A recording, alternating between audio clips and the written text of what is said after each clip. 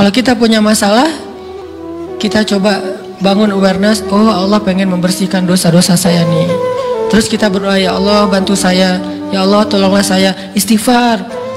Saya kadang-kadang ngerasa nih, kalau ada dosa, ada kesalahan, ada kekeliruan yang saya lakukan misalnya gitu, kalau saya nggak kuat istighfarnya, bentar lagi akan diuji sama Allah. Ujinya macam-macam. Alhamdulillahnya ujiannya masih ketahan. Pasti diuji sama Allah. Kalau istighfarnya nggak kuat, taubatnya tuh nggak kuat, langsung diuji sama Allah. Dan saya langsung sadar, oh benar, berarti yang tadi ini lagi dihapus sama Allah nih. Perkencang lagi, perkuat lagi istighfar. Kenapa? Karena kalau istighfar kita kuat, berarti kan dosa kita dihapus dengan istighfar ya.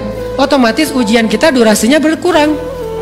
Makin kuat istighfar, makin berkurang. Kalau istighfarnya udah mantap, udah selesai, Allah cabut tuh ujian kita, diganti dengan kebaikan.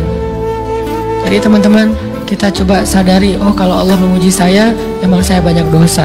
Sebelum kita mencari kambing hitam, nyalah-nyalahin orang lain, sebelum kita marah kepada orang lain, kadang wajar kita marah kepada orang lain gara-gara ucapannya, komennya, teks dari dia, wajar.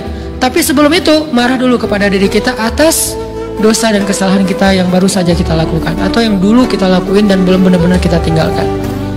Kalau kita ngerasa banyak dosa di masa lalu sebelum kita taubat, hijrah, berarti mungkin itulah alasan kenapa sekarang kita diuji setelah hijrah. Kenapa agak-agak harus jungkir balik setelah kita hijrah? Kenapa harus sedikit berdarah-darah setelah kita hijrah? Anggap aja itu untuk mengkifarat, membersihkan dosa-dosa kita yang telah lalu. Supaya apa? Supaya kalau kita pulang kepada Allah, kita pulang dalam keadaan bersih, dan itu pasti akan menjadi orang yang paling beruntung. Daripada nanti diberesin di akhirat, mending diberesin di dunia kan? Soalnya kalau diberesin di akhirat itu lebih berat.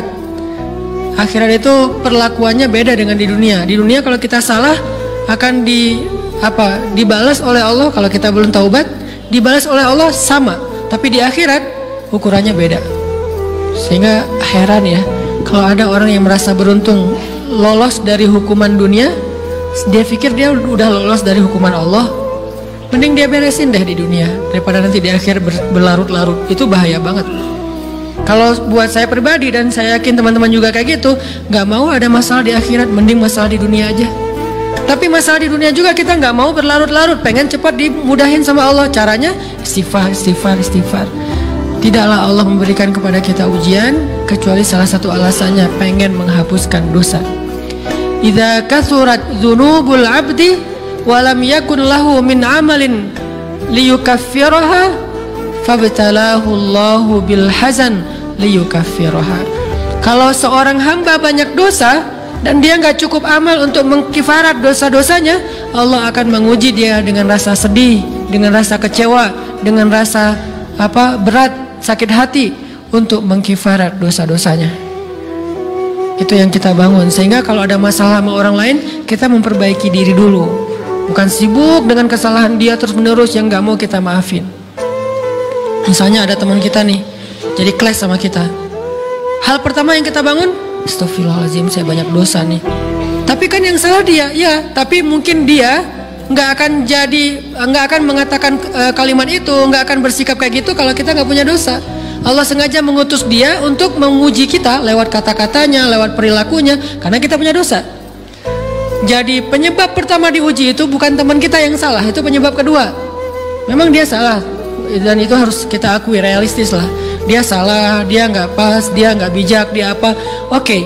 Tapi yang mentakdirkan dia salah kepada kita Allah Subhanahu wa ta'ala. Kenapa Allah takdirkan gitu? Karena kita masih punya banyak dosa. Allah kirim kita ujian, bisa manusia, bisa alam, bisa dalam diri kita sendiri. Itu semuanya adalah cara Allah untuk menguji kita dan membersihkan dosa-dosa kita. Ini yang kita bangun pertama. Yang kedua, kata Nabi di dalam hadis Bukhari, may yuridillahu bihi khairan, yang terkenal kan yufaqihu fiddin, itu yang terkenal. Ternyata ada dua modelnya. Ada may yuridillahu bihi khairan yufaqihu fiddin. Siapa yang Allah pengen kasih dia kebaikan agama, kebaikan, Allah akan buat dia mengerti halal dan haram. Itu berarti Allah sayang sama dia. Ini satu model hadis. Ada model yang kedua, mirip redaksinya. May yuridillahu bihi khairan yusib min. Hadis Bukhari. Siapa yang Allah pengen ngasih dia kebaikan, Allah uji. Hah? Kok gitu caranya? Ternyata kayak gitu rahasianya. May yuridillahu bihi khairan, may yuridillahu bihi khairan. Siapa yang Allah pengen ngasih dia kebaikan, Allah kasih dia musibah atau ujian. Kenapa bisa seperti itu, Ustaz? Fa inna ma'al usri yusra, inna ma'al usri yusra. Seolah-olah Allah bilang di dalam ayat itu, kalau kalian mau dapat kemudahan, biasanya lewatnya kesusahan dulu. Kalau kalian pengen dapat keberuntungan, biasanya dapatnya kerugian dulu. Tapi keberuntungan dan kerugiannya pasti nggak sebanding. Keberuntungannya jauh lebih besar daripada kerugiannya. Kerugian itu kayak modal doang, DP. Jadi kalau kita mau dapat kejutan dari Allah, Allah kasih kita DP. DP-nya apa? Ujian. DP-nya musibah. DP-nya rasa nggak nyaman. Itu DP tuh. DP terhadap apa? DP dari Allah terhadap hadiah-hadiah besar yang Allah pengen ngasih ke kita setelahnya. Cuman banyak orang yang menolak DP ini. Sama kayak kita misalnya. Kalau kita mau ngasih dia hadiah, kita kasih dia kayak kejutan dulu. Dia lagi ulang tahun nih, disiram air dulu. Setelah itu dikasih hadiah-hadiah yang mahal. Rela nggak disiram air demi hadiah? Rela, udah siramin lagi aja. Kalau setelahnya ada hadiah. Yang kita nggak rela, kalau setelah disiram disuruh bersih-bersih sendiri dan gak dikasih apa-apa, kan nggak rela tuh. Berarti ini bab iman. Yakin nggak kalau Allah tetap ngasih hadiah? Kan sabar dan iman itu ternyata tahu aman, kembar. Kalau kita yakin Allah ngasih hadiah setelah ngasih kita DP ujian, ya kita akan sabar. Gak apa-apa deh, bentar lagi mau dikasih hadiah, digini-giniin juga gak masalah. Dibully, diapain sama Allah, biarin aja. Ya Allah saya sabar, kan bentar lagi mau dikasih hadiah nih. Ini masalah yakin. Tapi kalau kita gak yakin, apa sih maunya Allah gitu kan? Begitu kalimat ini keluar, maka yang muncul setelahnya adalah mengeluh, berputus asa, dan gak akan sabar menghadapi ujian. Ujian, kata Nabi, may yuridillahu bihi khairan. Siapa yang Allah pengen kasih hadiah, siapa yang Allah pengen kasih kejutan, siapa yang Allah pengen kasih pertolongan, siapa yang Allah pengen kasih kebaikan, yusib min, Allah akan uji dia dulu. Ini sunnatullah. Sehingga kalau kita lagi diuji, yang kita lihat jangan ujiannya, apa setelah itu. Gimana ngelihatnya Ustaz? Nggak kelihatan. Dengan mata hati. Istafti qalbak, tanya kepada hatimu, kelihatan nggak? Dengan mata hati. Gimana ngelihat dengan mata hati? Dengan iman, saya percaya Allah pasti ngasih kebaikan setelah ini.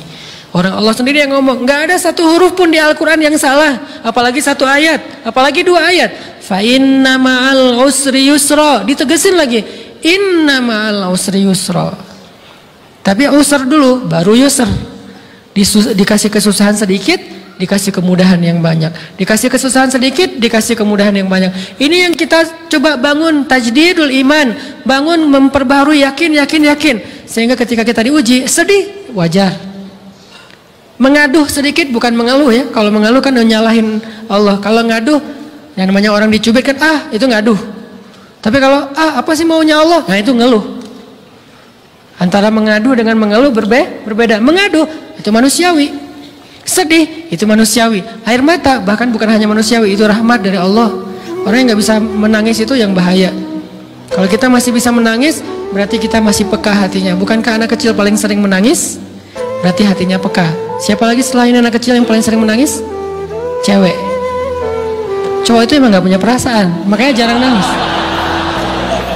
Cewek dikit-dikit nangis, jangan bilang, cemen banget sih nangis, apa, cengeng apa. Enggak, karena dia perasaannya lebih peka dari kita. Itulah kenapa Allah menitipkan bayi kepada perempuan. Kalau dititipin ke laki-laki, hancur. Di balik kepekaan perempuan, di balik sensitifnya perempuan, di balik perasaannya yang luar biasa, di situ Allah Subhanahu wa taala menitipkan amanah, dia yang paling baik dalam merawat bayinya. Perempuan secara umum mungkin lebih banyak bicara daripada laki-laki ya. Walaupun ada orang yang perempuan pendiam banget, ada yang nggak ngomong sama sekali, misalnya diem-diem aja, ada. Tapi secara umum perempuan lebih banyak berucap daripada laki-laki. Emangnya ini kekurangan? Bukan. Ini kelebihan. kalau dia berikan itu dalam hal yang tepat. Apa yang tepat? Mendidik anak. Justru karena perempuan banyak ngomong, lebih baik dalam mendidik anak daripada laki-laki. Laki-laki itu kurang mendidik, kurang mengedukasi kepada anak dengan usia tertentu karena dia jarang memahamkan. Salah hanya marah, salah hanya ditegur. Kalau ibunya jelasin, nah gini sebelum tidur ibunya yang ceritain banyak cerita. Saya sendiri ngalamin sering mana seorang ayah sama ibu interaksi sama anak dalam bentuk verbal. Sering ibu.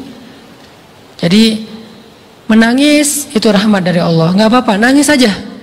Dan itu tidak disebut mengeluh. Kamu kok nangis? Ya kan orang Islam harus sabar. Emangnya nangis dengan sabar itu bertolak belakang? Sabar tetap sabar ya, nangis jalan aja terus nangis. Nangis apa pakai nangisnya nggak cuma nangis doang, emotikonnya juga nangis, berderai-derai gitu. Sampai air matanya menggenang gitu kan ya. Boleh lah.